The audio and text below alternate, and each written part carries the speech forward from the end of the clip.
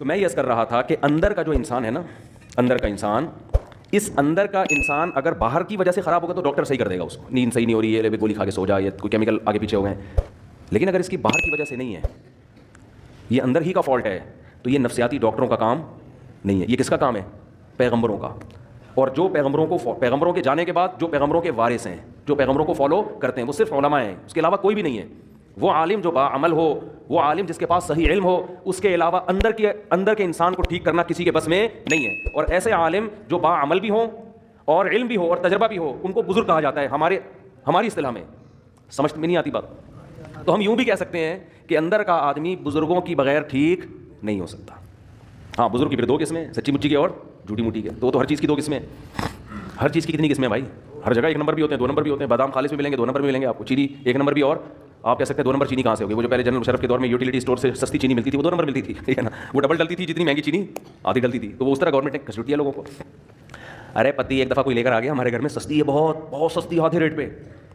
اتنی سستی پتی فلاں جگہ سے مل رہی ہے. تو جو وہ سستی پتی مل رہی ہوتی ہے نا، اس کے 2 چمچے ڈلتے ہیں، اور مہنگی والی کے 1 چمچہ ڈلتے ہیں. اور وہ 2 چمچے ڈل کے بھی وہ ذائقہ نہیں آتا اس کا. سمجھ رہے ہو؟ تو یہ گورنمنٹ جب سستائی کرتی ہے نا، تو یہ سیٹنگ ہو جاتی ہے حکومت کی. نہیں آ رہی سمجھ میں؟ تو ہر چیز میں جب 2 چیزیں ہوتی ہیں، ایک نمبر بھی اور موبائل 1 نمبر 2 نمبر ہوتے ہیں کہ نہیں ہوتے؟ تو یہ کہنا کہ سارے بزرگ ہی غلط ہوتے ہیں. اب بعض لوگ کہتے ہیں ان لوگ کے بزرگ غلط ہیں، تو اپنے والے لے آؤ، تمہارے بزرگ مارکیٹ میں ہے ہی نہیں، ٹھیک ہے نا بھائی. آپ لے آؤ نا کوئی بزرگ. تو بزرگوں کے بغیر تو اندر کا آدمی ٹھیک ہوگا نہیں، یہ تو ممکن نہیں ہے. بزرگ کا مطلب یہی ہوتا ہے جس کا علم، تجربہ، تقویٰ، یہ تینوں چیزیں زیادہ ہوں، اور پیغمبر صلی اللہ علیہ وسلم کو فالو کر رہے ہو. کیونکہ پیغمبر کی اطاعت کے بغیر آپ اندر کے آدمی کو ٹھیک نہیں کر سکتے. خود نہیں ٹھیک ہو سکتا، دوسروں کو کیسے ٹھیک کرے گا؟ یہ اسلام کا دعویٰ ہے، یہ ہوائی باتیں نہیں ہیں. آج لوگ ماہر نفسیات سے اپنے اندر کو ٹھیک کروا رہے ہیں. کچھ باتیں ان کی اچھی ہوتی ہیں، میں یہ نہیں کہہ رہا کہ 100% غلط ہوتے ہیں. وہ جو ان کی ٹھیک باتیں ہوتی ہیں وہ تو اسلام پہلے کر چکا ہے وہ باتیں. لیکن صحیح معنوں میں آدمی اندر سے ٹھیک جبھی ہوگا جب کس کو فالو کرے گا؟ پیغمبروں کو. اور پیغمبر کے دنیا سے جانے کے بعد علماء کو فالو کرے گا، صحیح علماء کو، اہل حق علماء، ورنہ اندر سے ٹھیک ہو ہی نہیں سکتا. میں آپ کو ایک واقعہ بیان کرتا ہوں جس سے آپ کو سمجھ میں آئے گا کہ آج کل ماہر نفسیات، سب نہیں بھائی، سب نہیں ایسے ہوتے. بہت سے ماہر نفسیات میں مذہب بھی پڑھا ہوا ہوتا ہے، اور بہت سے تھوڑی سی کھوپڑی بھی استعمال کر لیتے ہیں. لیکن ہو کیا رہا ہے؟ ایک کیس آیا، ایک خاتون گئی ماہر نفسیات کے پاس. انہوں نے بتایا کہ آپ اپنے دل کی بات بتائیں. انہوں نے کہا کہ میرے میاں ایسے، میرے میاں ویسے، میرے میاں یوں، میرے میاں وہ، جو خواتین کے اپنے میاں کی خرابیاں بیان کی. ماہر نفسیات نے کہا کہ آپ گھنٹہ بات سنی تسلی کے ساتھ.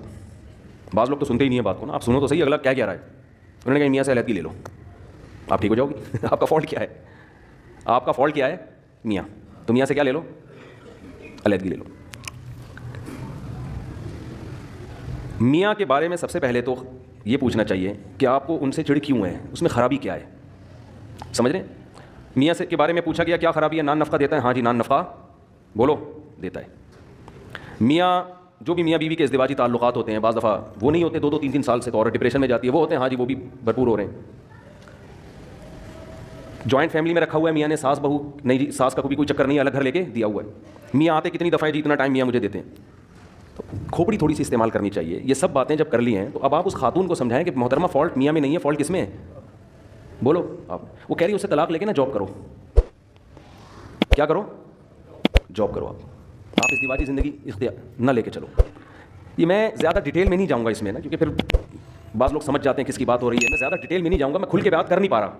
جزوی واقعات ہوتے ہیں نا لوگوں کی. یہ ایک واقعہ ہوتا ہے نا تو ہم کہتے ہیں کہ یہ جو ہے ماہر نفسیات سے غلطی ہو گئی ہے. یہ بہت زیادہ واقعات ہیں ہمارے ہاں. اکثر ماہر نفسیات مذہب سے بالکل فارغ ہیں. اس خاتون کو یہ حل بتایا جا رہا ہے کہ ڈیورس لو اور جاب کرو. یہ نہیں پتا کہ یہ جب ڈیورس لے گی ایسے میاں سے جس میں کوئی بڑا فالٹ نہیں ہے، کیونکہ میں بھی جانتا ہوں ان کی حالات کو، کوئی بڑا فالٹ نہیں ہے. تو جب یہ ڈیورس لے کے جاب کر کے، عورت کی ضرورت صرف جاب تھوڑی ہے. اور طلاق یافتہ عورت نکاح کس سے کرے گی؟ ہمارے ہاں بعض ڈاکٹروں کو اس سے کوئی غرض نہیں ہے. وہ کہیں گے کیا ضرورت ہے ان سب چیزوں کی؟ زنا کو پیشہ بنا سکتی ہے ایک عورت، زنا کی طرف مائل ہو سکتی ہے ایک عورت. تو ایسے الٹے الٹے مشورے ہونا یہ چاہیے کہ عورت کو یہ سمجھایا جائے کہ بیوی شوہر کا اتنا بڑا حق اللہ نے رکھا ہے کہ اگر کسی کو سجدے کا حکم ہوتا تو عورت کو حکم ہوتا کس کو سجدہ کرے؟ شوہر. وہ جو بار بار زوجہ کے پاس آ رہا ہے نا، تو اس کو بھی تعبیر کیا شہوت پرست ہے. یہ بھی تو کہا جا سکتا ہے کہ اس کو تم سے محبت اتنی ہے کہ تمہارے بغیر رہ نہیں سکتا، لیکن اس کو تعبیر کیا جا رہا ہے کہ شہوت پرست. اپنی خواہش پوری کرنے کے لیے رکھا ہوا ہے اس نے. ہر چیز کو کہاں لے کے جانا؟ الٹا. میں بہت سی ایسی ماہر نفسیات خواتین کو جانتا ہوں جن کے اپنے گھر بسے ہوئے نہیں ہیں.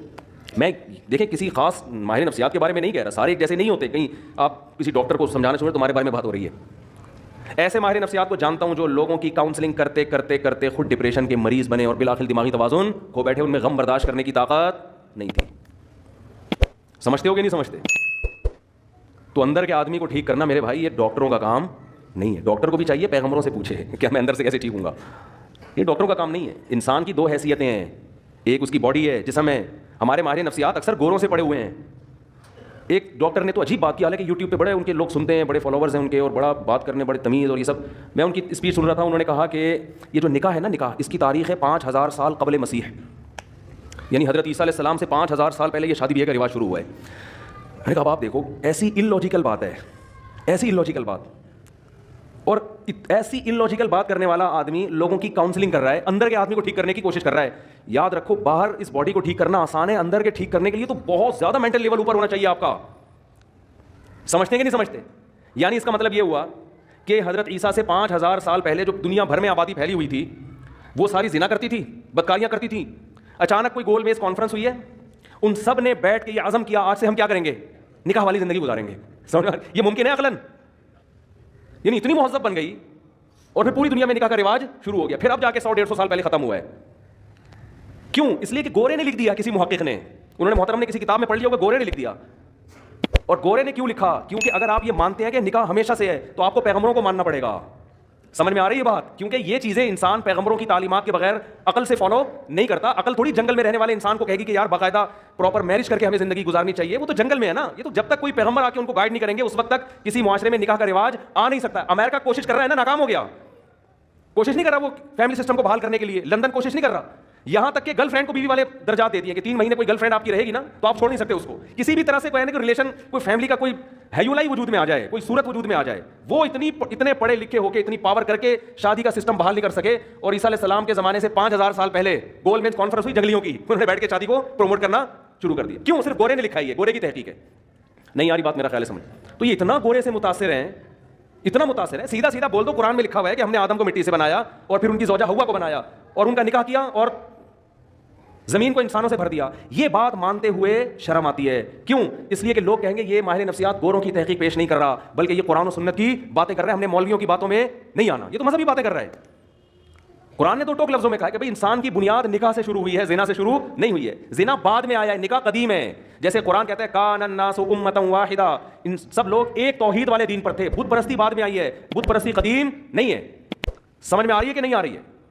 انسان کی ابتدا اچھے انسان سے ہوئی ہے.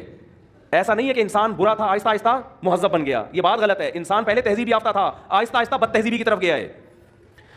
کیا کریں, ہمارے جو لبرل طبقہ ہے نا وہ الٹی کہانی بتاتا ہے. وہ کہتے ہیں پہلے انسانوں میں تہذیب نہیں تھی, اب انسانوں میں کیا آ گئی ہے؟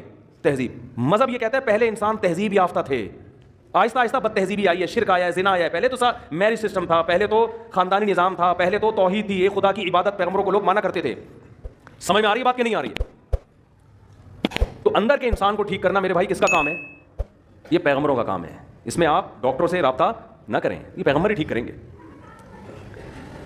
تو اندر کے میں بات عرض کر رہا تھا آپ سے, میرے پاس تو کتنے لوگوں کی کالز آئی ہیں. جب میں کال اٹھایا کرتا تھا ونس اپون اے ٹائم, کیونکہ جب بھی میں بات کرتا ہوں لوگ ایک دم جلنا شروع ہو جاتے ہیں, پتہ نہیں کون سی کال آپ کے, ہم تو کرتے ہیں تو اٹھاتے نہیں مفتی صاحب. جب میرا موڈ ہوتا ہے نا تو میں کالیں اٹھانا دھڑا دھڑ شروع کر دیتا ہوں, پھر ایک دم بند کر دیتا ہوں. آپ کیا ایسا کیوں ہے؟ میری مرضی ہے, اور کہ میرا فون ہے, میری جیب ہے, میرا کان ہے, میری مرضی. اور کیا اس میں کیوں کیا میں جب دیکھتا ہوں کہ بھائی میں پاگل ہو رہا ہوں فون سن کے تو میں بند کر دیتا ہوں. اب لوگ کہتے ہیں اتنی ضروری بات ہے, اتنی ضروری بات ہے. ہمارے محلے میں ایک ڈاکٹر صاحب تھے, وہ بیچارے ڈاکٹر بن کے ان کا خیال یہ تھا کہ میں لوگوں کا علاج کرتے کرتے خود دنیا سے چلا جاؤں. کوئی محلے میں کوئی ایمرجنسی ہو, لوگ ان کا گیٹ جا کے بجا رہے ہیں. اب ظاہر ہے ایمرجنسی تو ہوگی نا, کسی کا ہارٹ کا مسئلہ ہوگا, کسی کے گردوں میں پین ہوگا. وہ ڈاکٹر بیچارے کا ایسا حشر کیا لوگوں نے کہ وہ اس کو خود ہارٹ اٹیک ہو گیا. ڈاکٹر صاحب کو خود کیا ہو گیا؟ Heart attack. کیونکہ کوئی کسی بھی, اب لوگ تو آئیں گے بھائی ایمرجنسی ہے یار, ہم کچھ تو کرو, اس کو کچھ تو نیمبو چٹاؤ, کچھ قہوہ پلاؤ, کچھ ٹیکا لگاؤ, کچھ تو کرو نا بھائی. ٹھیک ہے ہم بڑے ہاسپٹل جاتے جاتے تو ٹائم لگے گا. ڈاکٹر صاحب یہ آپ سو رہے ہو اور یہ بندہ, لوگوں کو نہیں سمجھ میں آتی یہ چیزیں. ڈاکٹر صاحب نے اپنا علاج یہ کیا, انہوں نے بولا بھائی میں تو مر جاؤں گا اسی طریقے سے, نہ دن میں چین نہ رات میں چین. وہ رات کو نیند کی گولی کھا کے سوتے تھے اور گیٹ کے سب سے کونے والے بالکل دوسری طرف جہاں آواز ہی نہ آئے, بیل بھی رات کو بند کر دیتے تھے. ایک دن کوئی محلے میں ایمرجنسی ہوئی, کسی کو اٹیک ہوا, کیا ہوا, جا کے دروازہ بجایا ڈاکٹر صاحب کا. گیٹ تھا لوہے کا, دھاڑ دھاڑ دھاڑ. ڈاکٹر جوں بھی نہیں رینگ رہی ہوں گے نا, پھر پتھر اٹھا کے مارنا شروع کیا لوگوں نے. ابے کھول, بندہ مر رہا ہے. وہ اندر پڑے ہوئے سو رہے ہیں. وہ اپنا فجر کی نماز کے پابند تھے, اٹھ کے آئے تھے بہت اچھے. اپنی والدہ کی خدمت کی وجہ سے امریکہ کا انہوں نے ویزا مسترد کر دیا. امریکہ ان کو جاب مل رہی تھی, بہت اچھے. انہوں نے کہا میری ماں کی خدمت کرنے والا کوئی بھی نہیں ہے.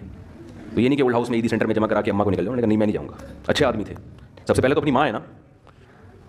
تو مجھے وہ منظر یاد ہے, پتھر مار رہے ہیں تاڑ تاڑ تاڑ. میں نے کہا اتنے بم دھماکے, تو پوری محلہ نکل آتا تھا, وہ نہیں اٹھتے تھے. وہ اپنا آرام سے فجر کے بعد اٹھ کے آتے, نماز پڑھتے. کیا ہوا کہ ان کو کوئی غرض ہی نہیں. وہ کہتے بھائی میں خود ہارٹ پیشنٹ بن چکا ہوں.